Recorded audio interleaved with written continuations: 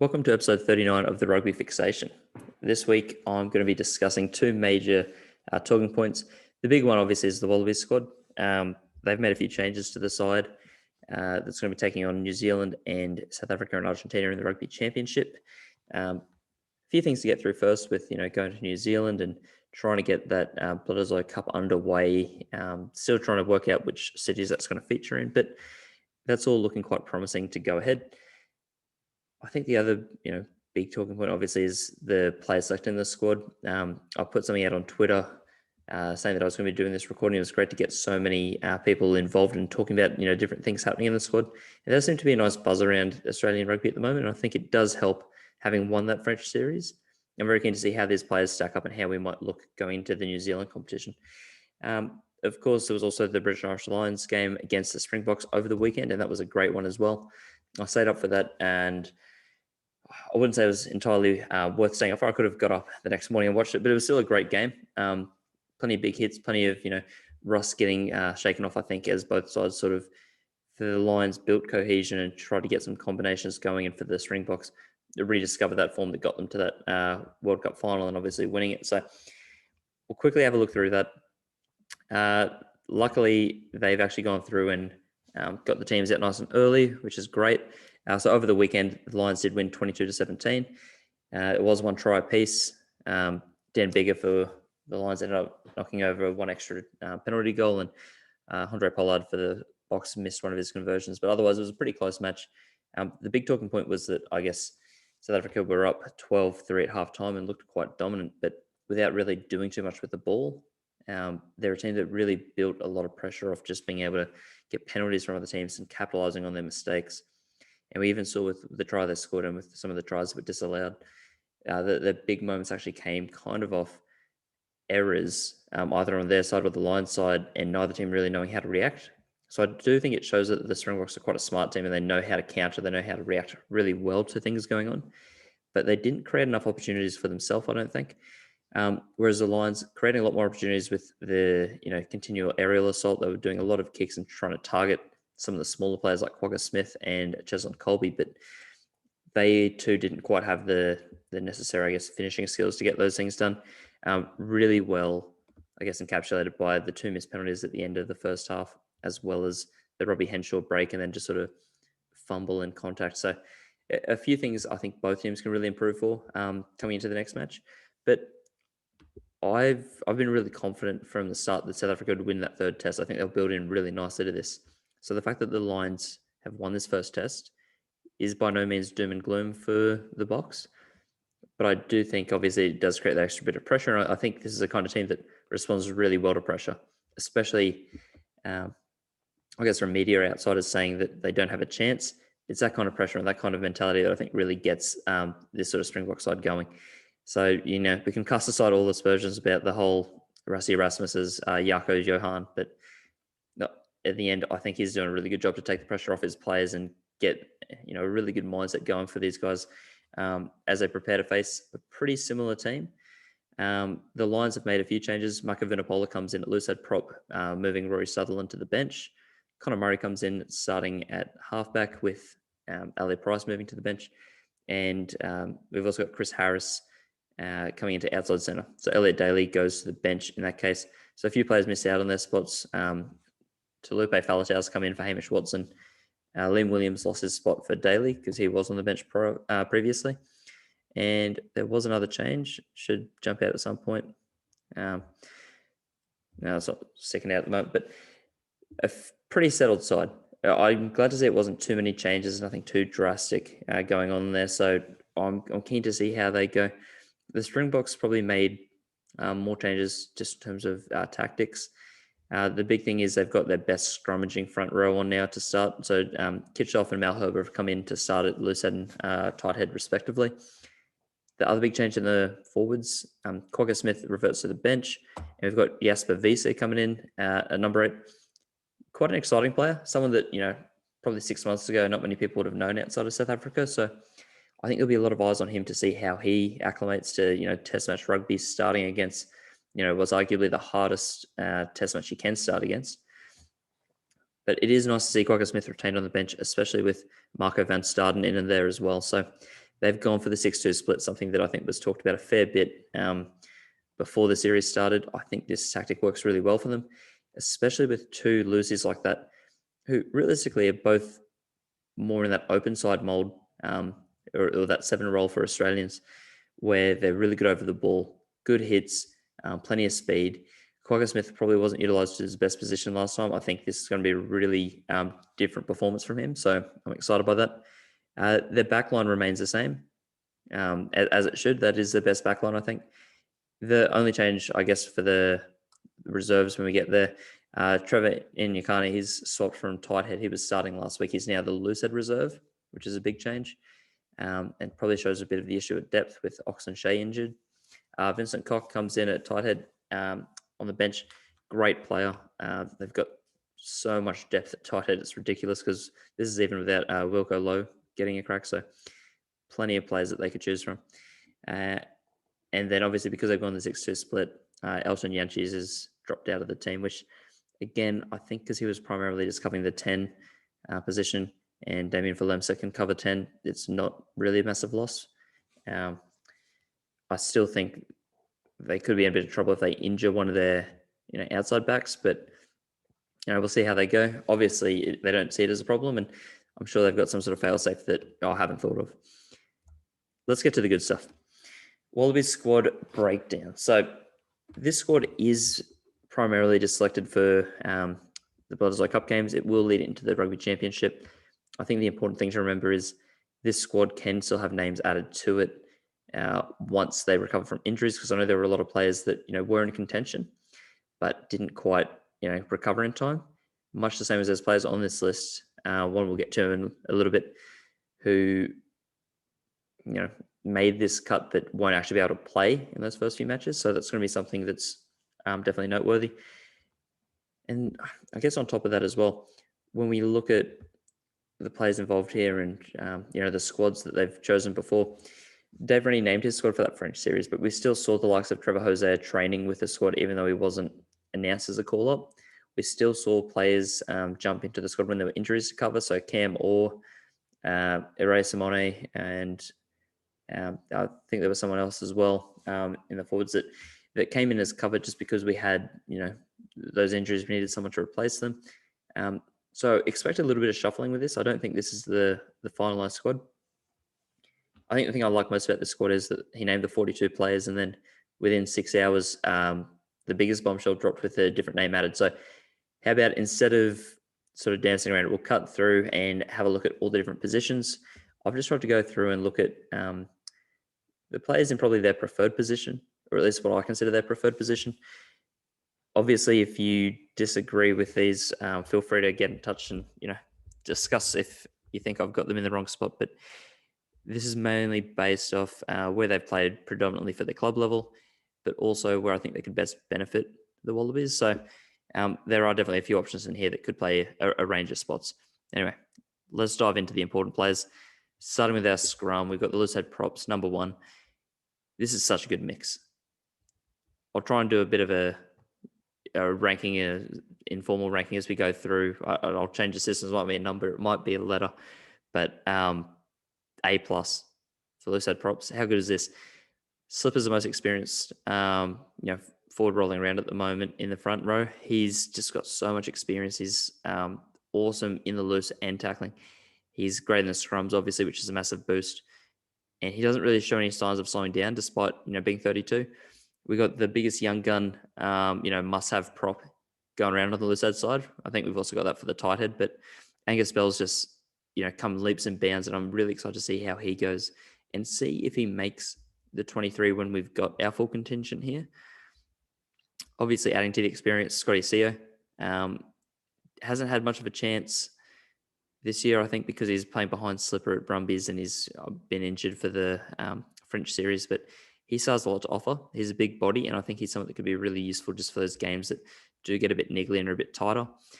And then the player that I'm most excited about, only because it's a big change and he missed out last time, was Tom Robertson. Now, Tom Robertson, he comes in with 24 test caps of experience. So he's already played a fair bit of Wallabies rugby. The big thing for me is I think he probably would have come into the squad last time instead of Cam Orr. But because he was already lined up to play Bay of Plenty for the Western Force, and because he probably wasn't going to overtake Angus Bell in the 23, they probably just saw it as a better fit that he gets some game time and some good minutes for his club team. And if that is the reason, that's great. I'm fully on board with it. But I think it makes sense that he's in this side. I think he can cover both sides of the scrum pretty well. I think he's a great defensive player, and I think he's a pretty good scrummager as well. He's just not quite as big as the others. And I think that's probably the area where they were, umming and ahhing about whether it would be a good trade-off. But I think he's still got a lot to offer. Look out for him having a crack against the Argentinians.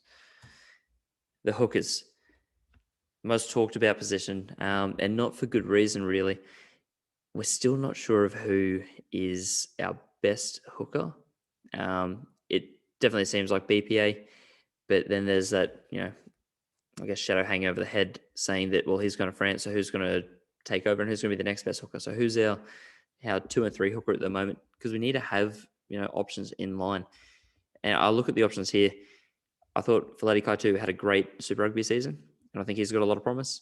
I thought Jordan Leslie didn't have a great Super Rugby season in particular.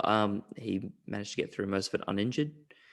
He had some good games, but still the niggly bits in the temper that end of the season where he got the yellow card really needlessly for the off-the-ball stuff.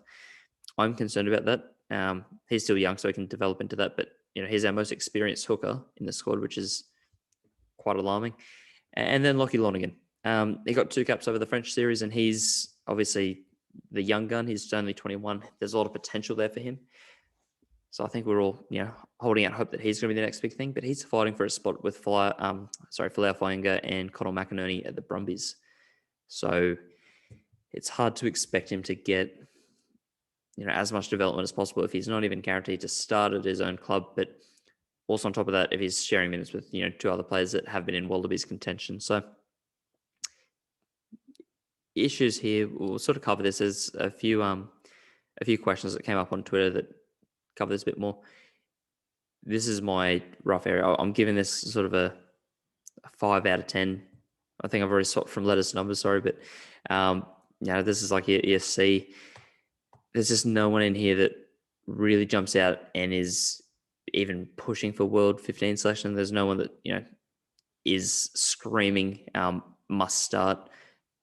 BPA is definitely doing the best job of that so far, but I still think when we're coming up against Cody Taylor, Dane Coles, Bongi Banambi, Malcolm Marks, Julian Montoya, it's tough ask.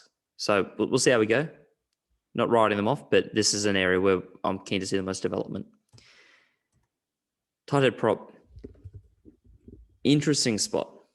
Really interesting spot, because I think Taniela Tupou and Alan Alalatoa are both in the top 5 tight head props in the world, probably. Maybe top 6, but they're both really good. A lot of teams to be happy to have their impact. They offer a lot to scrums, to the loose. Alan Alalatoa defensively is just a rock. He's unreal. And I think we've, worked out that really nice combo of him starting a Tupou off the bench. It's a dream combo. The only thing that's stopping this from being as good as the loose head side is Poni Farmasuli is not developed. So we have 2 really good players, and then that's sort of the end of the line. I'm actually looking at the squad kind of thinking that, if push came to shove, they'd probably put Slipper as the reserve tight head if one of these guys went down injured, just because he can play on the tight as well. It's great that Poni Farmasuli is making the squad. Don't get me wrong, I'm pretty excited by him, and I think he's a great prospect. He's got a great physique for the position. But he's not really getting that same development or experience if he's not playing. So I'm interested to see if he actually gets a bit of a run this year. I think if he doesn't, then we haven't really done our best to develop the tight head role spot. And it does mean that if anything does happen to Tupou or Alalatoa, then we are in a little bit of trouble. But I guess if nothing happens to them, we're perfect, because they're 2 phenomenal players. So I'll give it a A. I'll take one out of Alalatoa's name. It's good, but I hope you can see my area of concern. I think we just need one more player developed, whether that's Pone or Harry Johnson Holmes. I don't really mind, but obviously Pone's in the squad, so let's let's see how he copes with some test experience. The locks is the toughest area to pick because I think a lot of people are still arguing that we've got our best players overseas. So we look at the mix of locks, Matt Phillip, Isaac Rodder, Darcy Swain, Lucan Salakaia-Loto, and Nick Frost. You may have noticed I just read those ones out because I've been doing this as a video forum. I'm sure a lot of you are probably just listening to it as a pod, so I will try and call out a bit more of it now. But there are our 5 locks. You could argue Rob Leota could be a tight head lock option. It's an interesting mix. Instantly with Isaac Rodder, we add an extra 25 test gaps. So it's pretty handy. Phillips got 12. Salakaia-Loto's got 28. Darcy Swain just picked up 3. This area has become a lot more solid than we probably thought it would just based off the players we got available. So this is a nice change. I think this is really a big boost. I think because we didn't see Phillip or Isaac Rodder in Super Rugby this year, the lock position was a bit more concerning than we first thought. And then when we had the injury to Caden Neville, it seemed like we didn't really have that much options going on. But Darcy Swain stood up, did a great job through the series. It's going to be really tough to pick a starting combo and also a bench option from this set. Nick Frost is a great inclusion. He's only 21. I don't expect him to get any game time. But I think getting him in the environment is a great thing to do, especially because he's come from New Zealand. He's had that time in the Crusaders Academy. It'd be nice to try and lean him towards the Australian side. So if he does, develop that bond with the squad and he feels like he does want to become a Wallaby, that's great for down the track. He's obviously a big body, he's quite quick. So there's a lot that can be developed with him. Very exciting prospect. Very different to the start of the year. I think I'm going to have to give the locks a pretty good mark. I think this is like a B+. I wouldn't say that many of these guys are, at the Edsworth Retallick level, and we're not expecting them to be. But I think from before the French series, when we were so concerned about our lock depth, I'd be happy with so many of these guys starting. So I'm really excited. I'm really looking forward to seeing these guys in action. I will say for the people in the that are watching this, I've got Isaac Rodder in a Reds jersey. I wasn't looking overly hard. Didn't find one on the front page that was in a Force jersey, obviously, yet, or in a Leon jersey. But just know that I'm not trying to steal him back. Force fans, you can have him. I'm excited for you to have him. Let's have a look at the back row. Blindside flankers. Again, this is an area that I'm pretty happy with because I haven't included all options here. Some of those number 8s could still cover across, but Rob Valentini's done great. Lockie Swinton's done great. So really excited by those two. I think either of them could start. We'd have, a great prospect of ball running ability, tackling, line out work, physicality and rucks, and, just trying to run up on the attack. I think we've got some great options there. Rob Leota, he's, again, probably not that likely to get game time. Sorry, I just jumped ahead. Only 24, but I mean, he's technically older than the other two options here.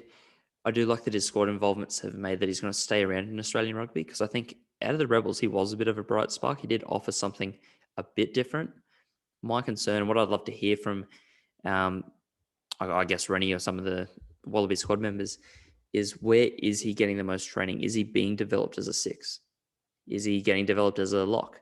Do they see him as maybe a bit of a replacement tight head lock because he's got, a bit low center of gravity, a bit of push? Like, is he trying to put on some size to fill that role? It's quite open, but I do like his work rate. So if he did get some game time across the series, which I'm not particularly expecting, but if he did, I think we'd see a whole lot of effort. And I guess we've got to consider, when we look back to last year, we probably didn't expect Swinton to get game time, and he did, and his 30 minutes against the All Blacks was really highly praised and talked about. So no reason why Leota can't join that club. Open side is pretty clear cut. Fraser McWright, 1 cap, 12 minutes. And that was last year, so he might get a chance off the bench. We saw in the French series that we relied on Hooper, and I think that makes all the sense in the world, given he hadn't been around many of these players this year. And when you consider the fact that all the games were so close against the French, we didn't have the luxury of taking off our most experienced player and our leader and, letting someone else come on. Fraser McWright would do a great job, I've got no doubt, but this was a tough series. And I think maybe in some of the games in the Rugby Championship, we will get a bit more opportunity to play with Fraser and get him some experience, because I think he offers a lot. That again ties into some of the questions at the end, so I won't go all the way through, but I mean, clearly Hooper's the captain, so he's going to be the one to start. It's going to be tough to get the jersey off him. Number 8, how exciting is this? This is, I think, my favourite position, just in terms of the players involved.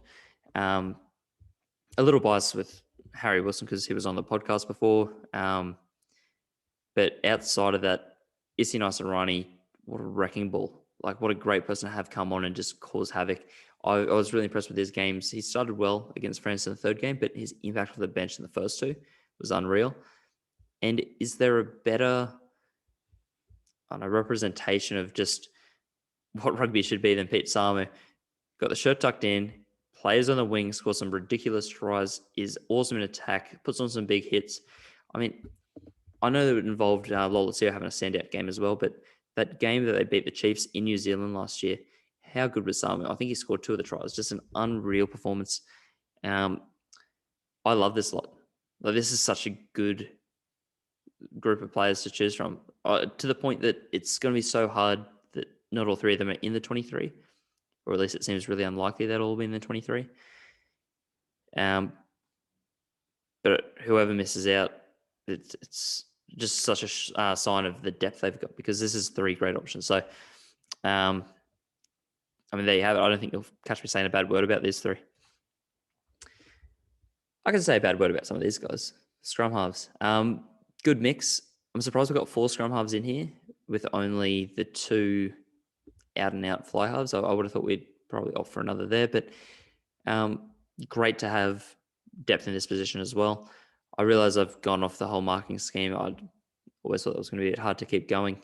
Retroactively, I might give some grades or numbers out, but scrum halves, I'm stoked with this lot. Nick White's a really great experienced leader. You know, he can play the smart boxing game. He can run the ball. He's got a good pass. All about him starting. McDermott, super quick.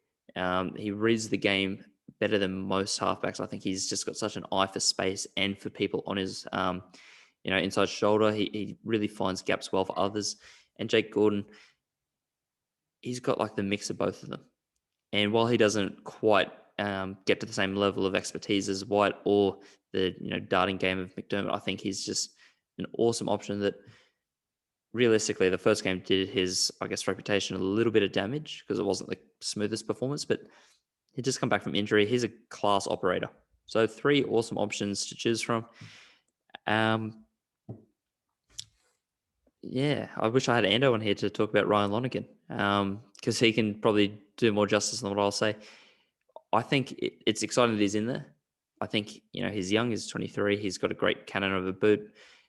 It seems like he's a pretty natural progression to take over from Nick White once he retires, because, White's 31. It makes sense that, Lonergan takes a spot at the Brumbies and in the squad for the Wallabies. So I think it's a natural progression move.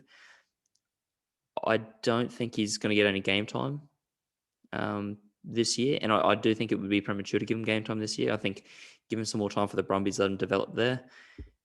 We've seen other players rushed in, but mainly because the position required it. I don't think scrum half requires it. Because you've got to keep in mind, we've also got Joe Powell that we could, call up on. He's got a few caps to his name. He's older, he's experienced. I mean, we could utilise the ghetto law, get Nick Phipps back from London Irish if needed. I mean, given we got Quaid in the team, we could get Willie Genia back. So, look, I think this is a strong area. I think this is a as well, but I do think we will need to settle pretty soon on who our best backup is, because Nick White, I think, still is a clear starter.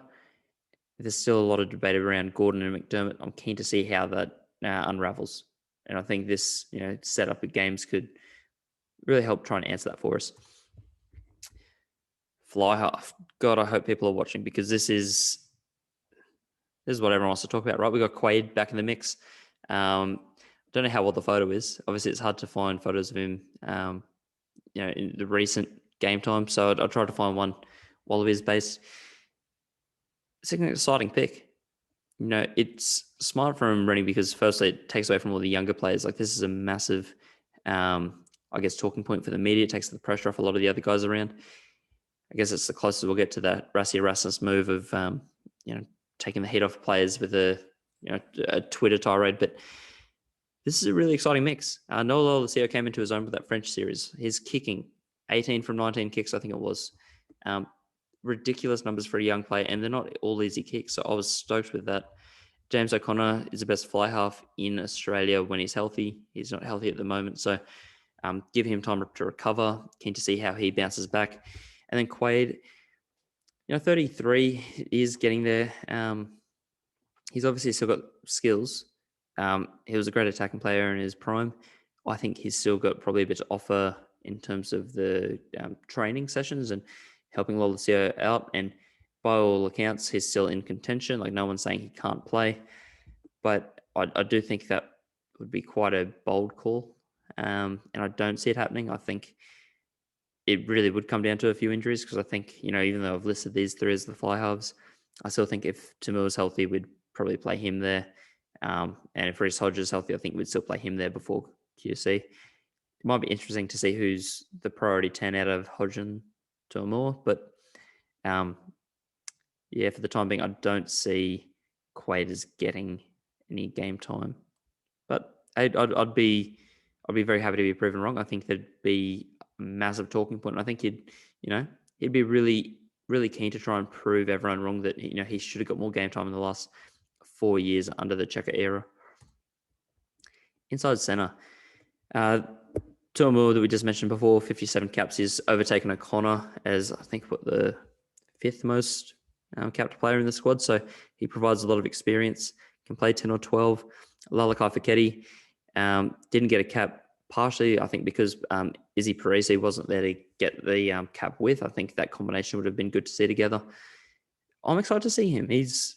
He's got a really good skill set for inside centre, and I think if we can get him sort of, 5%, I don't even want to say more skillful, but that 5% more switched on with the players and linking with a 10 and 13, he could be a really damaging option. But I think that's what we've already got with Hunter Paisami. So I don't think we'll see too much of that change. Obviously, Paisami played the first 2 games at 13. I think his best spot's 12. I just think with his size, with his ability to kick and pass, and just with how he sees the game, I think 12 just makes a bit more sense. And we have so many 13 options when we've got a healthy squad. So it really does depend on how that shapes. Because of that, and why I say healthy, we don't have a healthiest squad at the moment. But I think we've got some awesome talent here for outside centre. So Lenny Katau got 2 games, was named in all 3. It was a shame he didn't get on for the first one, but it was so tight that I can sort of understand why. The interesting return, and probably, I don't know if it's a bigger talking point than the Quade Cooper one, but definitely the biggest squad announcement surprise was Duncan Paiawa. 0 caps. He did play for the Wallabies against the Barbarians. So we got the cap, but not the test cap there. And that was a really interesting game, because that was a mixture of players from all walks of life that not many are still playing in Australian rugby. I might go into that later if we've got a bit of time. But he's 26 years old. He's quite experienced now. I'll go into exactly how he played when we get to the questions at the end. But an interesting option. And I think most people probably would have had him at 10, 12 or 15 before they put him here. There is a reason why I've got him here. But I think he's a bit like the Quaid option. I think he's, able to offer some insights and, has a bit of experience doing other things. But I don't know if he's the guy to chuck into a Bledisloe Cup match. We'll see. Jordy Pataya is, potential. He is the backs version of Angus Bell. Young, talented.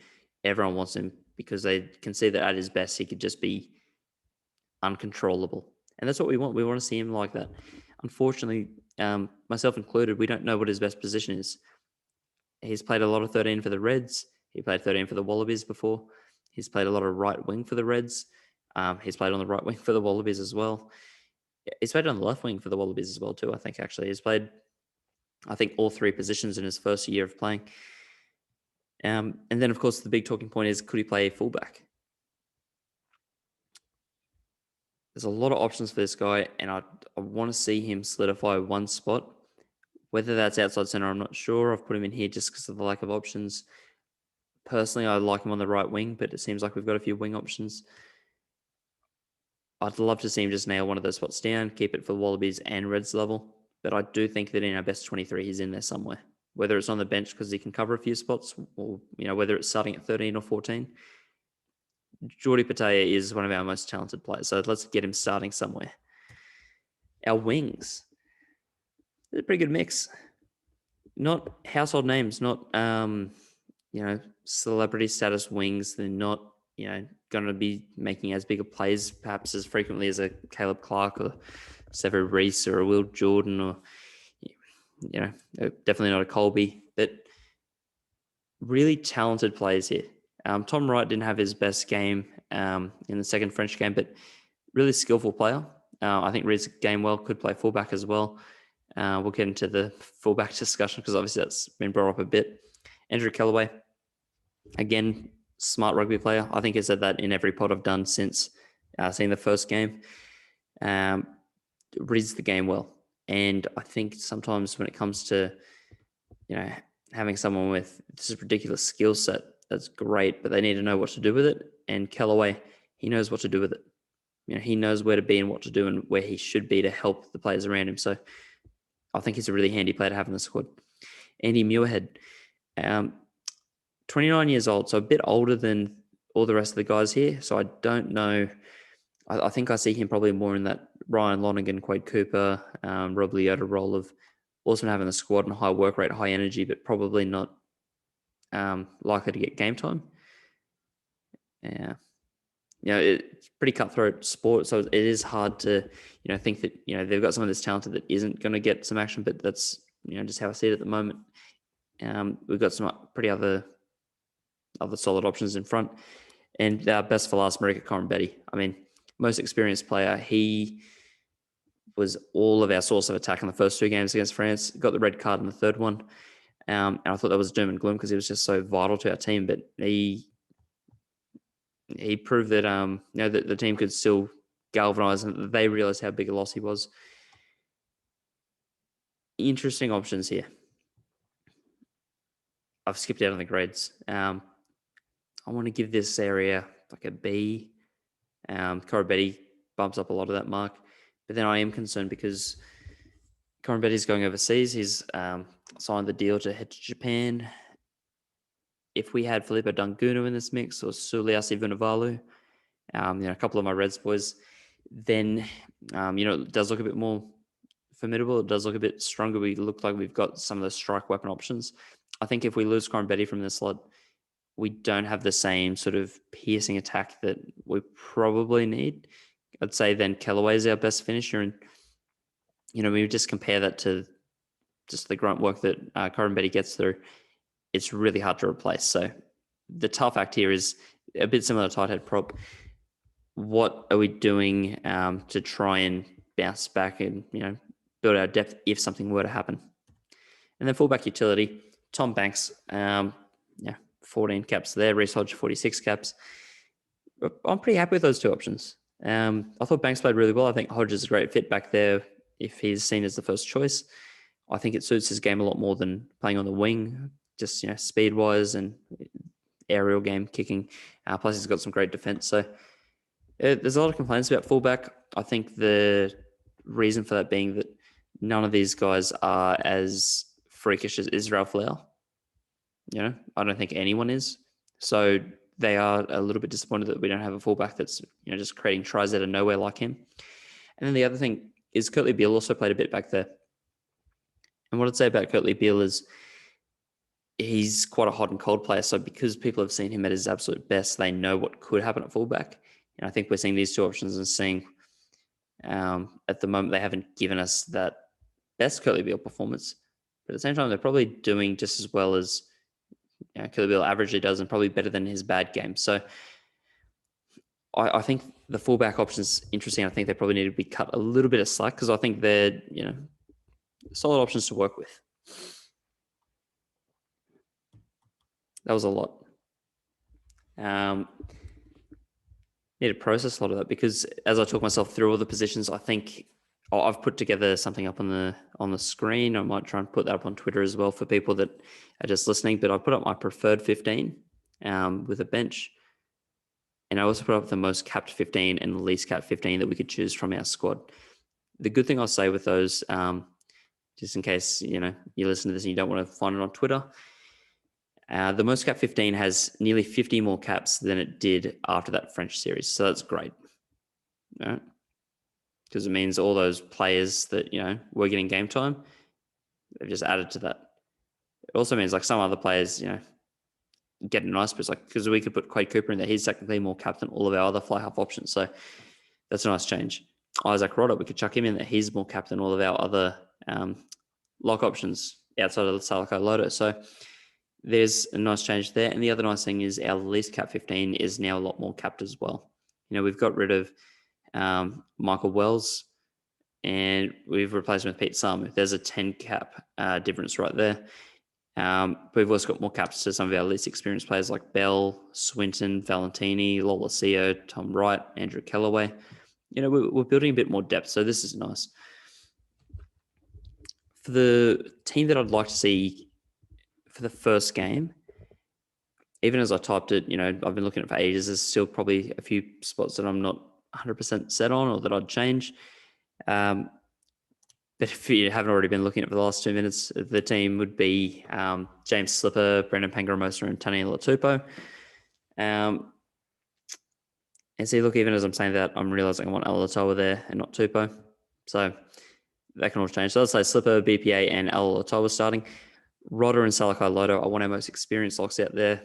Rodder was our best Wallaby lock, probably the second best Wallaby lock before he left. So, let's get him back in there. I think he'll catch up to speed pretty quickly. Rob Valentini, Michael Hooper, Harry Wilson, dream back row. White and Lolosio in the halves, get that Brumbies combination going, get a bit of experience. Marika Corin-Betty and Geordie Pataya on the wings. Hunter Paisami and Len Ikitau in the centres, and Tom Banks at fullback. That gives a bench of Faleti Kaiatu'u, Angus Bell, and Tania Latupo. Darcy Swain, I've kept on the bench. I still like Matt Phillip, but I think Swain just had such a great series. Let's keep a bit of that momentum going. Issy Naisarani in the 20 jersey with Tate McDermott, Matt Tuamua, and Reece Hodge on the bench. The bench backs I'm not set on. I do think we could afford to have McDermott and Hodge and then someone else that might be a bit more of a specialist player. Whether that's someone like a Kellaway or a Fiketti, I don't really know yet, but there's room for that to change. And I think when we get the full squad assembled for the Rugby Championship, then we could see that come into effect. So that's just my thoughts on the best team we can name. I'm sure there'll be plenty of disagreements with that. That's fine. That's great, actually. You could definitely talk me out of some of them, but some of them I'm pretty steadfast on. So honestly, get in touch on Twitter if you do have a different team, because I'm keen to hear them all and hear justifications for all of them. But let's get a look at the questions, because so many people wrote in, and honestly, that was kind of the nice thing, because I'll just talk about rugby because I enjoy it. So it's good to have so many people online sort of doing the same thing and just thinking, yep, let's keep the conversation going. Let's get a few people going. So I guess firstly, I do apologize for not responding on Twitter. I thought it'd be good to get some of the thoughts on here just to see how many people are checking in. But also I think once my thoughts are out there, it's probably a bit easier to comment back and to say why I'm wrong or why you disagree. Sorry, just before that, for the people watching, I have put up the previous teams under Rennie. That's also on Twitter, so people that are probably listening have already seen it, I imagine. But that just gives a bit of an idea as to some of the players that that have already played before. So if you are watching this, just feel free to pause and have a look through, see some of the players he's opted for. I think the big things we can see is that Phillip has played every game that he's had. Hooper's played every game under Rennie. White's played every game that he's available. Same with Slipper. Pangaromosa's played 8 out of the 9. Like we're seeing a lot of consistency. So I think Rennie is really trying to pick his best team. So I'm not expecting too many changes. That's why I tried to keep my team pretty similar to the French series. But I think a good insight here. And look, so even as I'm saying that, does all this consistency mean that Phillip and Swain are guaranteed to be in the 23 and that Rodder has to work his way back in? Probably. I just think that Rodder's, realistically our best lock at his best. So let's just see how long it takes to get back to that form. Anyway, Q&A. A lot of questions. Firstly, from Big Will at Big Will Rugby, is Mogg an option at 15 for the Wallabies? Yeah, he is. He's got to prove himself, though. I think his time overseas hasn't been entirely healthy. I don't think he's had that much game time really compared to how long he's been overseas for. So I don't think it is anytime soon. And I think he's made a stupid decision to go to the Brumbies where we've got the current Wallabies fullback. Better decision would have been going to the Waratahs. But, he did what he did. He wants the competition. So, power to him. But yeah, he's definitely in the chase, especially because I don't think fullback is one of those lockdown positions. At Botliffe, which is James Smythe on Twitter, said, is Caden Neville still injured? He had a cracker of a Super Rugby season. Yeah, he had the most Super Rugby takes in the lineouts out of all the Australian players. So I was really excited to see him play. I think with his injury, Sitaleki Tamani came in and took that spot. And unfortunately, because Isaac Rodder's come back in, Darcy Swain's emerged as a real talent, and we're trying to build that next wave. So we're going to Nick Frost. I think, unfortunately, for Neville, he probably doesn't have age on his side. And by the time the World Cup rolls around, we're going to have a few more developed players and a few players that are in a bit more prime. So unfortunately, I think he missed out just because of that. I do think he's still injured. So I do think that factors in somewhat. But I think regardless, it was going to be really hard to try and come back in time to try and get to this Rugby Championship, especially when he hasn't been capped before and he doesn't know the squad that well. So there is that sort of working against him. And at Rowan Edgar, so the Rebels Rugby guy on Twitter, what's the short, medium, long-term thinking at 15 for the Wallabies? For me, this is a pretty easy question because I like Banks. So I think short-term it's him, medium-term it's him. Long-term, I do get that there is need to maybe try and find someone else.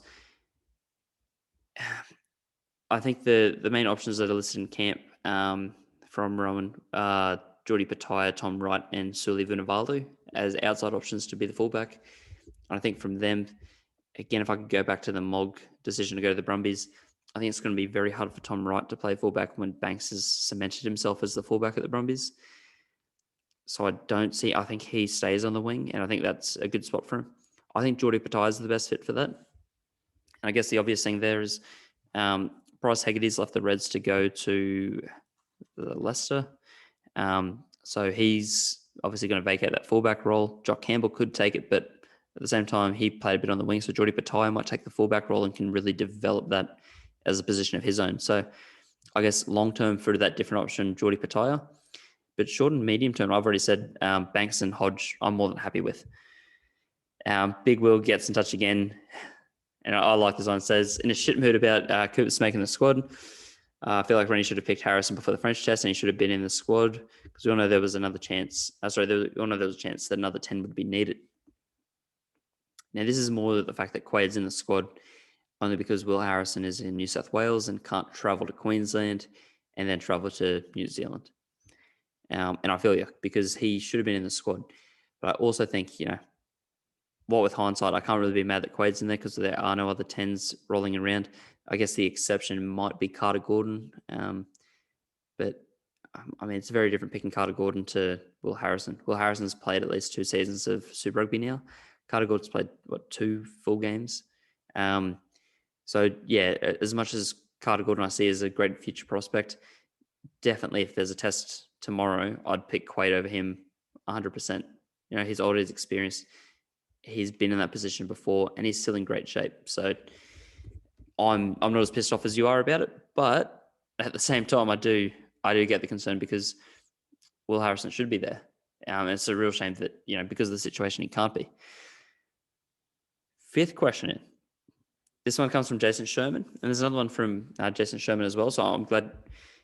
I should shout him out. He gets involved in pretty much every live rugby chat I've done with Pick and Drive. He gets involved with every Facebook discussion, Twitter discussion. So nice work, Jason. think that's pretty much just the same as what I do. So it's good to see, so much engagement with all the different social media platforms. He gets in touch first to say that, do you think Tom Robertson gets a crack off the bench? He's probably one of the best scrummagers at loosehead prop. Does this maybe sneak him into the 23 over the likes of Bell? Plus, his defense is excellent and scrum penalties might be a real point of difference. I do agree that he's probably just a better scrummager. I think part of it is the forward pack as a unit. He's obviously got better locks pushing behind him, like Jeremy Thrush, Sitalaki Tamani. That's a massive boost. So I do think that's a big thing to consider. The other thing to consider is through Super Rugby Trans Tasman, Tom Robertson got penalised 6 times, a few of those with the scrum infringements. And in contrast, Angus Bell only got penalised twice. It's a different kettle of fish when we're looking at forcing scrum penalties.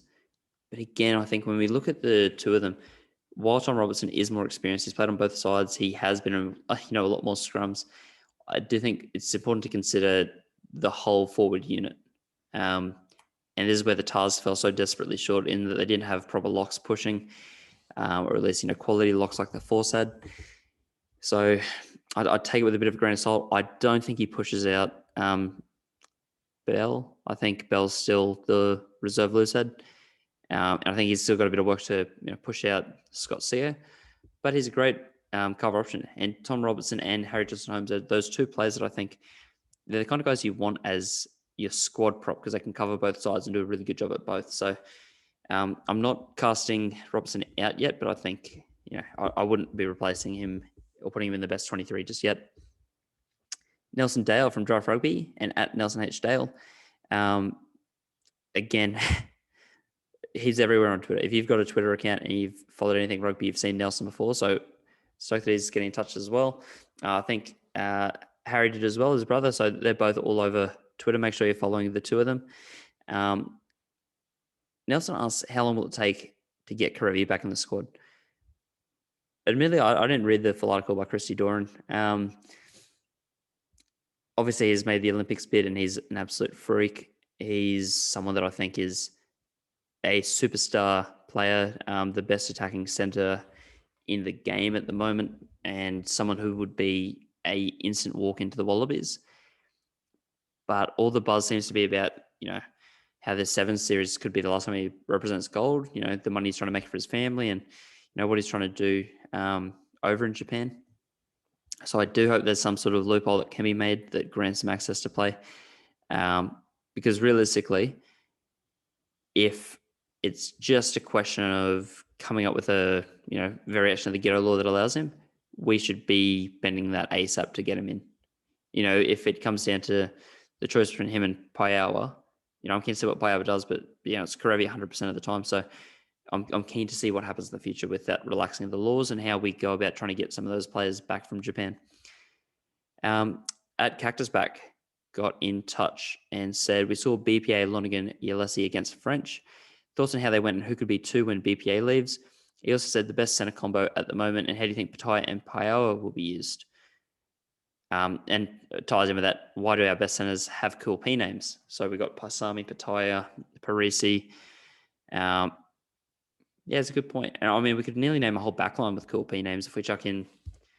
Joe Powell's not that cool, but Rhys-Jan Pasatoa. We could get quite a nice backline going. So I'll leave that up to the Rugby Fixation Twitter sphere. Get in touch. What's the best backline you can make with just names starting with one letter? P looks like it's on track to win that. That's some awesome players in there. But look, to touch on the first points, I think our best hooker after BPA, or 2 best hookers after BPA, because we need a squad, would be Dave Parecki and Faleti Kaitu. Faleti Kaitu, we haven't seen at test level yet. He was injured when that squad got announced, but he's obviously high in Dave's reckoning. So I think, I'm keen to see what he does, and he had a great super season. If he can get that line out throwing going, perfect. Let's get him in there. Dave Parecki was our best hooker in Super Rugby AU and Trans Tasman from my perspective. I thought he had the best balance of everything you want your hooker to do. Set piece was really good. He tried to play in the loose quite a bit, but his old head is quite experienced. He seemed to be making quite good decisions a lot of the time. And he seemed to be getting quite involved with his loose play, even though there were perhaps a few issues with that. So it's tough for me. I think it's those two, but again, we haven't seen Alex Murphy because he's been injured. We've got 3 different options that play for the Brumbies. We've got, Ulysses definitely not a big option. He's our biggest player out of the lot. So I'm really not sold on that. But best set and combo, easy. Paisami Ikitau. I think that's a combo going forward. I'm keen to see Parisi get a crack because he's damaging. But there's something I really like about Ikitau, and it's one of those things it's hard to quantify. There's something about him that's just really smooth, and I think he offers a great mix in attack and defense. The reading of the game is quick, and I think he's one of those players that once he starts getting comfortable with the team he's in and getting the ball for himself, will be quite spoiled. After that, Matt. So this is at NRC Rugby and Old Glory and Sydney Rugby fan on Twitter, saying, what was Rodder doing the last 15 months and what was his form like? Isaac Rodder had been over in France playing for Lyon. In that season, I think he played 25 games and he started 24 of them. So that's a really good sign. Looking at his last few games, he scored 3 tries in the season, which is a pretty good haul for a lock. He only got carded the once. His discipline was pretty good outside of that. Never had a high penalty counts. In fact, the last 4 games, I don't think he had a single penalty, which is great. Really good tackling stats. Didn't make a ton of tackles, but didn't miss many. Again, I think in the last 5 or 6 games, he only missed 2. Which are pretty good numbers for him. And the carries were good. So a few good game line carries. His team functioned pretty well in the line out as well. His team finished mid-table, so I think they were reasonably competitive, and he stood out, pretty well. I've seen lists go around of the best locks in top 14, and we had so many Aussies listed up there. I think he was in the top 5 of those. So, he's coming in pretty good form. By his own admission, he said that the training's been quite hard with the Wallabies because the French season is built as a slow grind because it's 30 plus games that are in the season. You never know how many games you have to get into, so you don't have the same sort of knockout mentality of this is a short, sharp competition. You got to be in peak form ASAP. So he's admitted that he's finding it a little hard to acclimatise back to Test match rugby, but I think he's still got plenty of time to get that balance right. So he's good. He was behind Arnold, probably our best lock, before he left. I think the circumstances under which he left are still not desirable. It's not great, but he's going to provide a lot to the team. And the fact that we got 4 locks that, could all be starting and should all be in a 23 at some point. It's a great position for Rennie. I think we've already seen with the Brumbies and Reds, that sort of depth in key positions makes it really good for the sides to try and, outdo each other. So I'm very keen to see him because realistically, I don't think he will be in the 23 for that first match. I think he should be, and I'd like him to be, but I don't think he will be. But having some of that caliber not get picked, that's just going to drive the training. So he's going to be fighting really hard for that. In a similar vein, what has Paiawa's form been like since he left? And remind us how he was going before he left. From memory, seemed a lot of promise, but never really dominated at super level. That's from Hugh Tyndall, at Hugh Tyndall on Twitter. This is going back to where I had him at 13. So he's been playing overseas as well. He was moved around a fair bit. He was at Toulon. He played 20 games for them, started all 20. He played at outside centre 9 of the times. So that was the biggest chunk. He spent 5 games at fullback, 5 games at inside centre, and 1 game at 10. So I guess it's challenging to try and see his best form, but I think he's been brought in mainly as that 13 role, but definitely as a centre. He's an interesting player because he was a 12 that played really well because he had Samu Kerevi outside him at the Reds, and that combination, you're going to look great if you can dish it off to him. Checker wanted to give him a go at 10, and so he did. He played at fly half against the Barbarians, and he was okay. He scored 2 tries, but didn't do a great job of setting up the other players outside him. And I do think he was a bit of a makeshift 10. I think he sort of suited being a little bit further out. I will say that the only game he played at 10 for Toulon, he got red carded. And on top of that, in those other 19 games, he got 3 yellow cards. So discipline could be a bit of an issue, especially with the way we're seeing games refereed at the moment. I think his form has been good without being outstanding. I think he's scored probably, what was it, 2 or 3 tries in that same amount of time. So again, similar numbers to Isaac Rodder. Do you need your back scoring that many tries? Maybe not, because we saw Coram Betty go through Super Rugby AU without any tries. But yeah, I don't think set the world alight. So I'm keen to see how he comes back here. And you're right, he didn't set the world alight before he left either. I think it was upsetting as a squad perspective, but I don't think it was, like we were losing some key starters. So that's going to be interesting to see how we replace. Question number 10 coming through. How do we see them using Rodder? Is this the last chance? Is he the last chance lock in the squad? Or do you expect him to be pushing for a place in the 23? And did any of the other locks play themselves out of the side in the French series? So that comes in from Harry Dale. That's interesting because I think, I guess to answer the last point, no. None of them played themselves out of position. I think Swain played himself into contention, definitely, with how well he played. I think Phillip, he's one of those players that I think gets a bit of stick without really deserving it. I think people are missing having Simmons and Hannigan in there as a punching bag, so they're looking for the next tallest, white person to create that enigma around. So no, I don't think he's played himself out either. I think Rodder's definitely in consideration. I think, unfortunately, because of having gone overseas, he sits last in the pecking order at the moment. But we see a few trainings, we see how he adapts to the squad.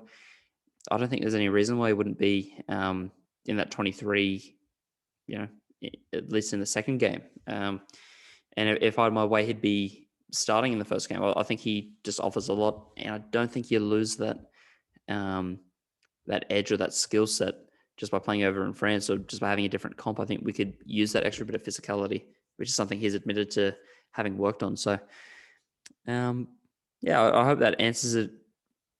Mostly, I've sort of gone around in circles, and I've sort of mentioned Rodder a lot. I'm quite excited by him, but I think he's definitely in with a chance. Yeah, number 11, you already know how I'm going to answer this if you've seen the question. How do you see Pete Samu fitting into Rennie's plans? He's been in and out of the squad, probably a little too old to be figuring into too many Rugby World Cup plans, being down the order, etc. Is he just a plug and play guy in case we have injuries, etc.? So this is also from Jason Sherman. I love stat diving, so I pulled out some goodies. So Samu will be 31 at the time of the World Cup. He'll be 32 a little bit afterwards, but 31. Here's some of the players that are within, let's say, 10 months of his age that played at the last Rugby World Cup.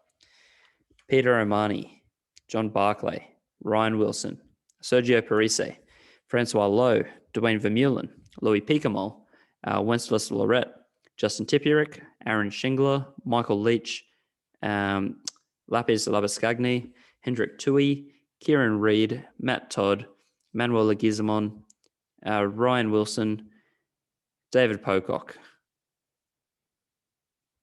Pretty good list. I don't think age will be an issue. I think his form and fitness will be an issue, so I can see that part.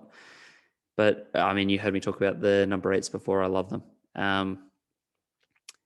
I think Pete Samu is perfectly fit for this role, and I think, if he hadn't been injured, he would have been in the squad before as well. To me, it makes a lot of sense. I think before the French series, I would have been saying that, if he was in that squad, he'd be my perfect number 20 because I think he covers 6 and 8 really well. I think he could also cover 7, or at least better than perhaps the other back rowers could. But I think he's still got a role to play in this team, and I won't be surprised to see him get a few minutes. I do think that age is perhaps not working on his side, but if he's only going to be 31 by then, that's still definitely young enough to be going around. And we've seen him in open space. He's still quick. He's still got a skill set, so he's not making up the numbers. He's ready to play. And the last one from Jock Cudmore. Why the fixation on Mick Wright? He got dropped from Super for defence, so why not Liam Wright, who offers more, in terms of the line-out options and tackling, etc.? It's an interesting point, and I think it's mostly down to just Fraser has... he's got the youth on his side. He's captained the under-20 sides. He's he's a genuine fetcher. He's an out and out 7, which is something that I think we need to build on because we've been pretty prone to picking people out of position. And Rennie's probably seen that the natural fetchers like Pocock we shifted to 8, and Liam Gill we didn't select because of the depth, and so he went overseas. I think he's really keen to try and keep McWright in here because he's only 21. He's got so much time to build into this role. I still think I agree that he's not as big a line-out option as Liam Wright.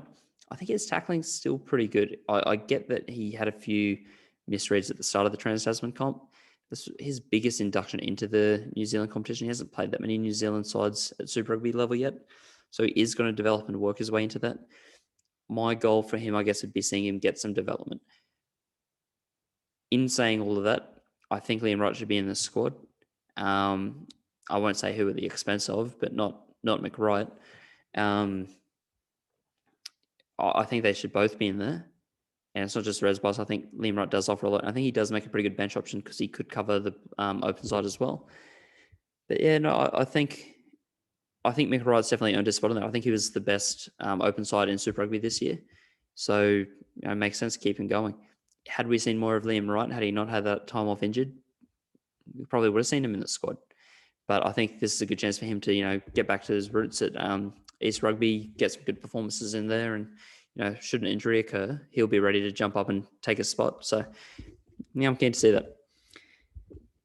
That is, wow, that's all of it. That went a lot longer than I was expecting, but really enjoyed that. I know it's probably a bit boring when it's just my voice. We don't have the research coming through of Northie or the hot takes or the energy of Curdy, but no, good to get that one out. And I think the more we can break down this side, the more we're talking about the teams and the players and the good things about them, the better off we'll be. I tried to keep it mostly positive. I think there's, obviously a few players that I might not have been as glowing about, or some positions. I don't know, my marking system got absolutely nowhere. So by all means, give that a score out of 10. My marking ability, I mean, realistically, as a teacher, it should be a bit better. But anyway, if you stuck with it for this long, thank you. It was good to get involved with so many of the people that got questions in on Twitter. So I'll be sure to shout those people out and give them a tag when I get to posting this and putting it all out there. But how exciting is it that we've got rugby the weekend that we can watch, and it's Tasman Smash Rugby, but it's not our team, so we can still build that excitement, and we can still hypothesize. We can still, create our 15s. We can, discuss the merits of having Cooper in the squad, without having to see any reaction to that team just yet. I'm very excited for the games against New Zealand. I do think it's going to be a massive struggle, but who doesn't love a challenge? So hopefully we'll be in touch. Keep an ear out for us. We'll be releasing podcasts hopefully weekly. And also, I shouldn't have left it to the slate, but definitely keep listening to Pick and Drive Rugby, doing a lot of work with their podcast as well now. And, it's great to chat to Mitch and Ando about all the things going on in the world, because they have such a positive and engaging way of going through all this stuff, and they're much better at the socials than I am. So at least you're guaranteed to get your regular up-to-date fixes and a set release schedule for the podcast. In any case, I think this is the longest I've ever spoken to just myself, so I'm going to hopefully save a little bit of embarrassment and stop there. Thanks for listening, and enjoy the rugby.